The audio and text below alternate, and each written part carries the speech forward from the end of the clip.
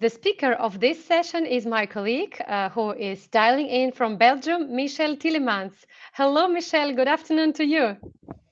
Hello, everybody. Hi.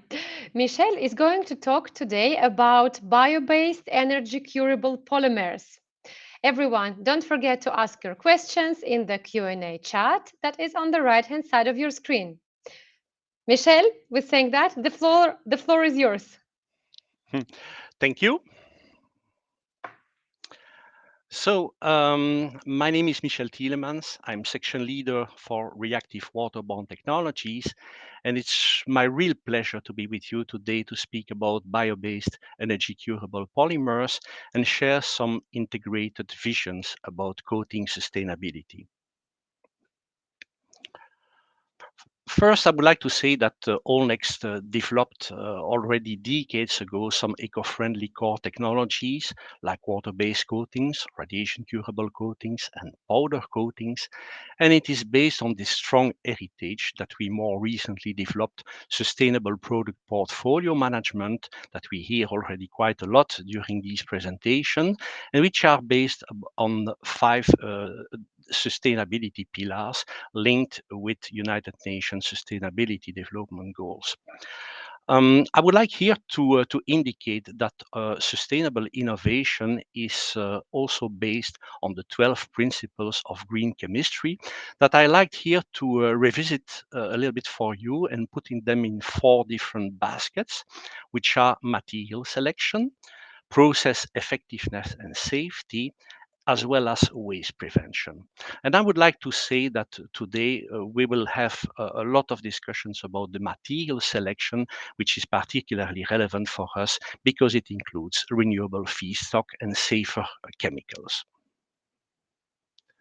And first, I would like to speak a little bit about sourcing and exploitation of biopolymers and bio-based polymers. The nature is in fact a kind of big reactor where sun is providing the energy to create biomass through photosynthesis. And biomass is about 70 billion metric tons a year that is used in all the industry, for instance, for construction, energy, of course, the food industry.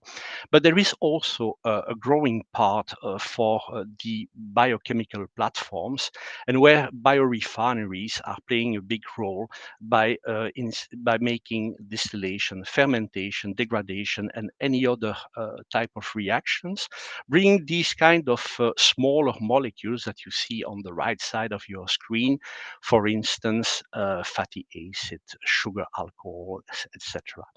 And these bio building blocks can be used indeed as new platforms in order to create bio-based polymers. But I would like also to make a distinction here between bio-based polymers and biopolymers that I believe will come more and more in the future. It's the case, for instance, of lignin that we can purify and functionalize in such a way that it is becoming interesting as let's say a polymer for the coating industry.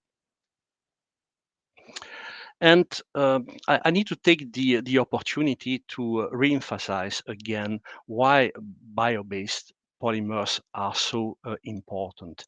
And it is in fact because it is linked to a strong sustainability proposition indeed, which is linked essentially to the neutral material carbon footprint, stating essentially that the CO2 release at the end of the life cycle will be balanced out with the CO2 that has been absorbed by photosynthesis.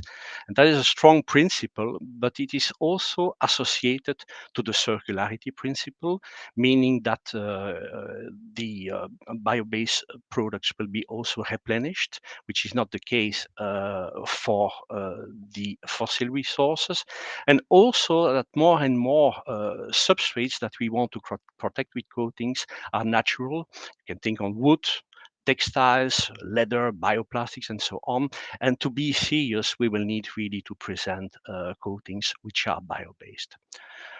Fortunately, the biogenic carbon content can be measured by a protocol which is often referred to as ISTM D6866. And knowing the percentage of biocarbon, it is then possible, if you know the total carbon content, to transform that into an equivalent of greenhouse gas saving. And in this slide, I would like to indicate that the renewability is not the only concept that we can use. The recyclability is becoming also very important, as well as the degradability, or I should say the biodegradability, although this is a little bit more complicated today, and we start looking at that, but not into details. But conceptually, you can put these three items in a kind of ecological circularity triangle with these three elements as cornerstones. And this allows you to bring forward the concept of using better carbon. This better carbon is in fact linked to the material carbon footprint reduction that you can have when you have either renewable resources or recyclable resources, or eventually in the future biodegradable compounds, in fact. Having said this, it is really aligned with the presentation that was presented recently by Tom, and of course it is normal that within the company that we are using the same way of designing our new products.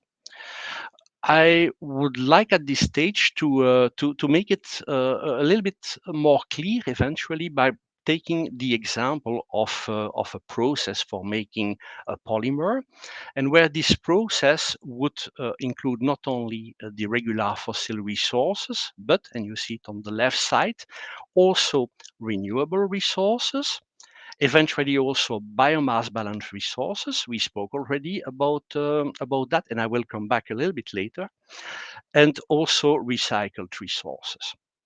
So all this is engaged into the polymer processing, taking care that the raw material certification is there, and that eventually also the biocarbon allocation is made. And this brings us at the end to a certain amount of better carbon, which is then easily transformed into the total material carbon footprint reduction in grams of CO2 savings per kilo of product. And at this stage, I would like to take just two examples to show a little bit what we are doing in radiation curing.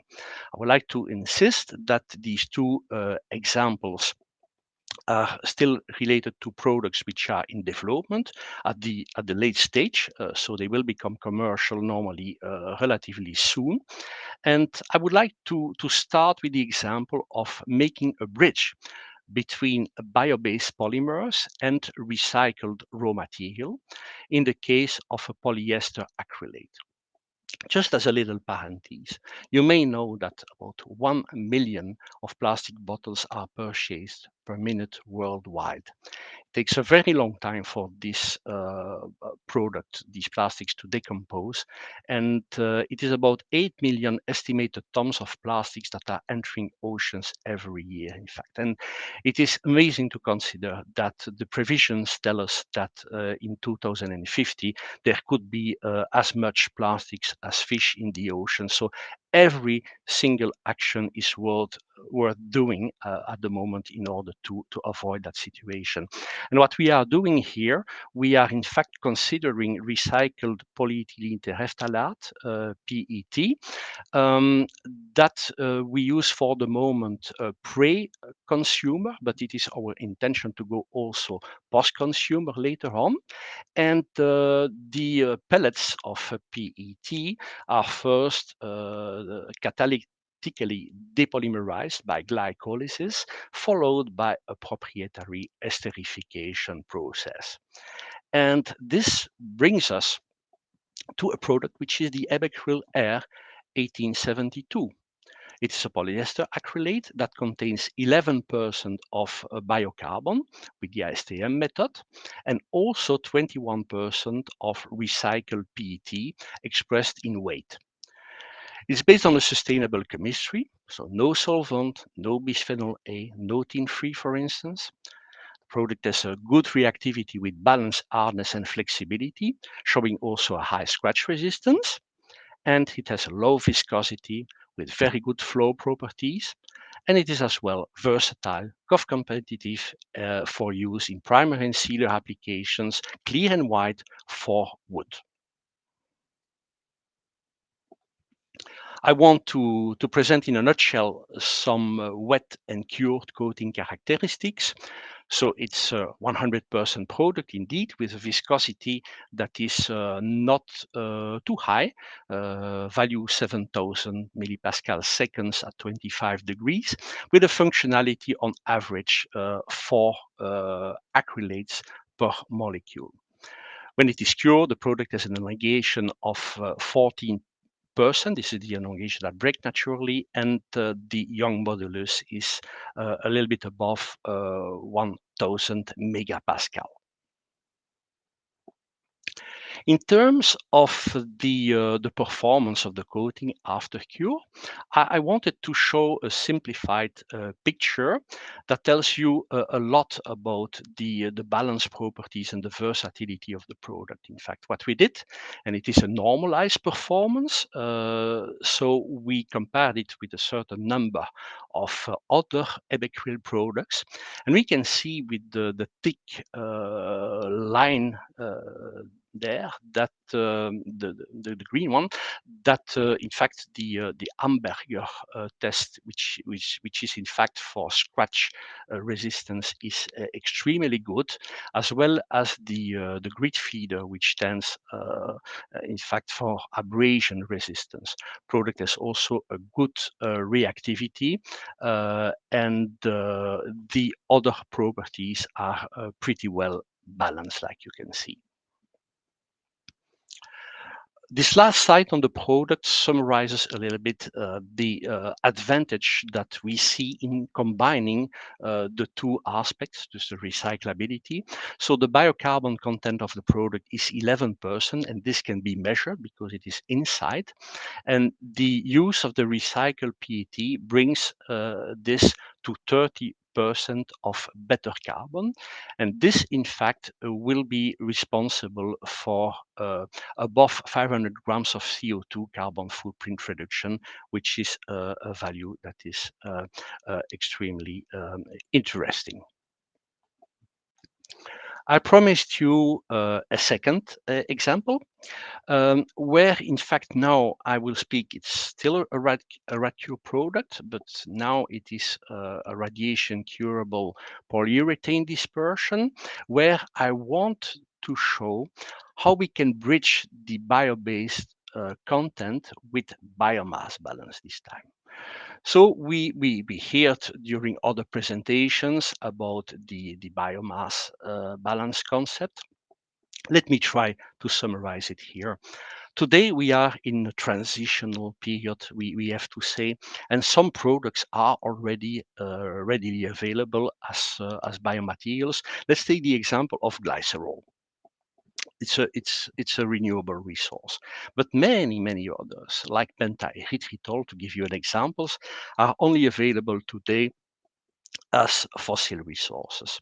So in that case, what we want to do is to allocate the carbons of the molecule to bio-based carbons through a process of certification and bookkeeping. And that is exactly what we mean with biomass balance. So that's a way really to boost the bio content of the molecule. Let's see what it brings in our new product, the UCECOAT 7998.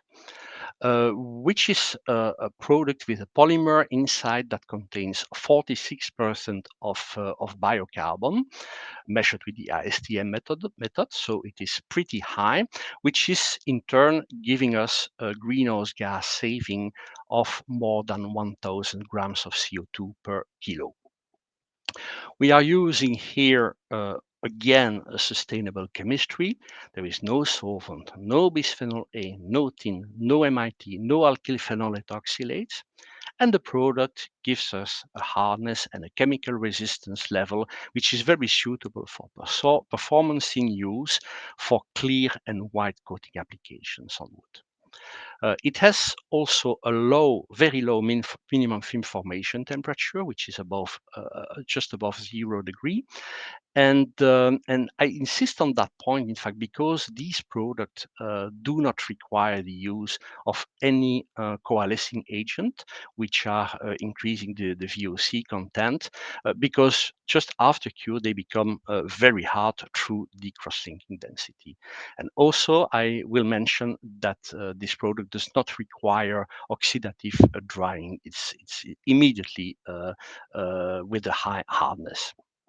It's very versatile in use for spray application on wood with good adhesion and intercoat sandability. Here again, like for the other products, in a nutshell, some wet and dry characteristics.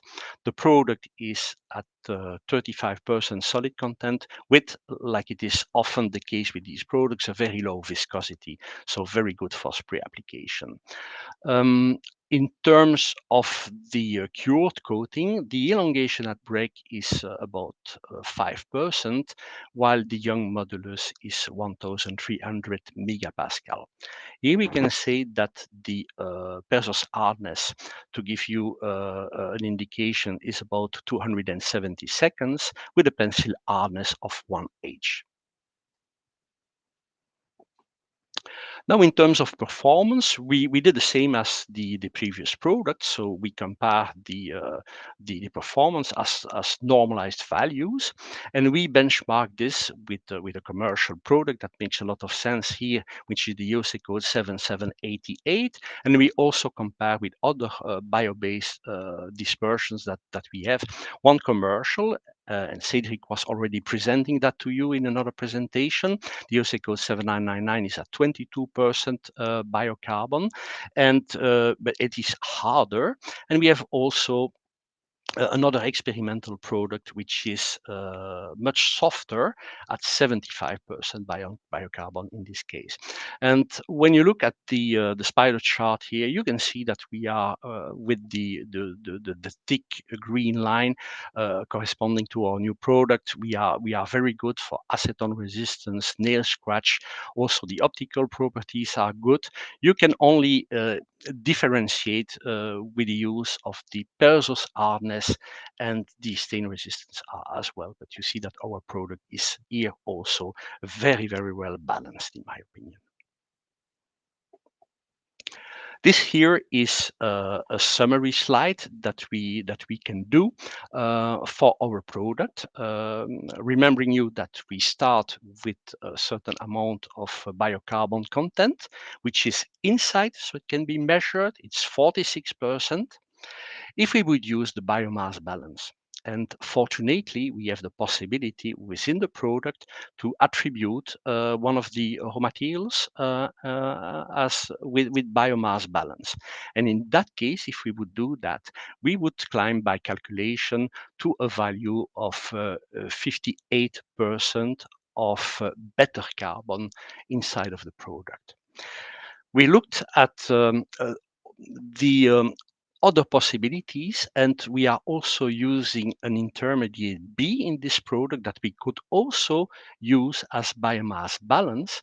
And if we accumulate this, in fact, it would bring us to a value of 82% of better carbon. I insist that this value is really high in my opinion, especially considering that we are not yet using bio-based acrylic acids today in these products.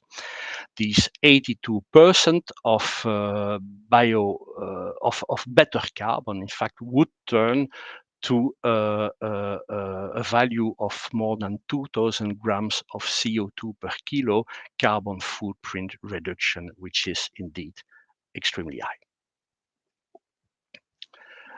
At this stage, I would like to make a kind of wrap up of what we said today. I would like to indicate that we learned that the EcoWise sustainability product portfolio management links pretty well with the 12 principles of green chemistry, that allnex innovates with a new generation of bio-based energy-curable products.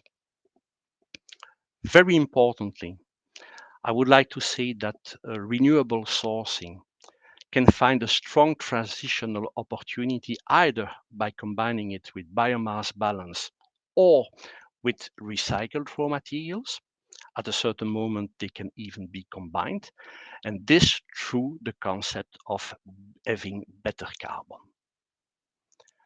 EBECRYL and UCECOAT products that we showed today in our examples demonstrate strong performance and also excellent sustainability proposition. Last but not least, our bio-based Vacuum product range includes also other bio-based urethane acrylates, polyester acrylates, and epoxy acrylates.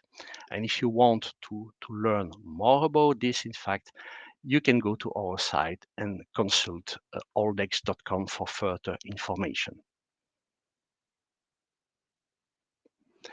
At this stage, I want really to thank you for attention and respond to any question that you may have.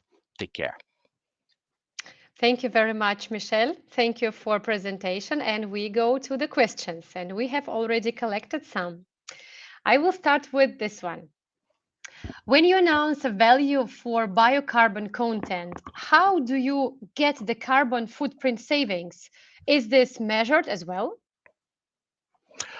No, it is not measured in this case. What happens is that we measure the percent of biocarbon, and we have access during the same measurement to the total carbon content. With these two values, then it is very easy to see what is the weight of carbon in the product that is bio-based. And this then is extremely easy to be transformed into a value, which is the CO2 reduction per kilo of product. Thank you very much, Michel, for answering this. And we move to the next question. There is a 100% polyester acrylate product containing 56% of renewable content and 46% C14 content. What exactly is the difference between renewable content and C14 content? Okay, I think that if I understand the question, in fact, the bio-based content is the true value proposition. This is what you can measure. In fact, the C14 content is in fact, in my opinion, a wrong way to designate this because, in fact, to make it simple, C14 is only used in order to determine the amount of bio content into the product. In fact, so it means that the bio content is biocarbon is not equal to C14 carbon. In fact, it's just because, in fact, when you do not have a bio-based carbon into your product, then the C14 measurement is normally zero because it's very old. It's coming from the soil, and you cannot detect anything. In fact, so there is a range that you have, which is suitable to indicate to us the amount of biocarbon in the sample. Hope this answered the question. Thank you very much, Michelle. And we move to the next question.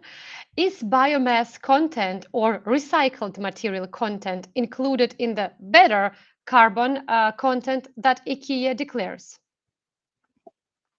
For what I know about the IKEA requirements, I'm pretty sure I can state that IKEA is really willing to consider the two aspects together as linking with better carbon, in fact, which is, in my opinion, a very good way of handling things, in fact, because the recycling aspect will become, and we saw it with the example of PET bottles, is really becoming very important for us. Thank you very much, Michelle, for taking this one too. And we move to the next. Can you use biomass balance for every product in your range? And is it an easy implementation? Well, I would say that it's not always possible to make it for all. In fact, we have to really, in the most easiest case, to really look. Is if there is a one of the raw material that we are using that is available today on the market as with the biomass balance offering. I mean, as a raw material, when that is possible, then we can, and that is what we will do, then we can in fact use this in order to build up our value proposition.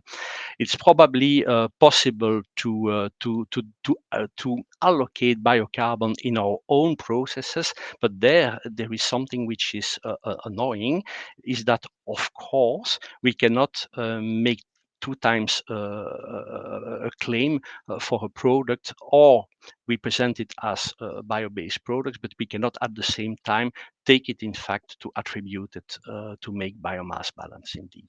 So it's more related to the availability of raw materials as biomass balance. Thank you, Michelle. And we move to the next question. Does allnex offer raw materials for coatings that are biodegradable?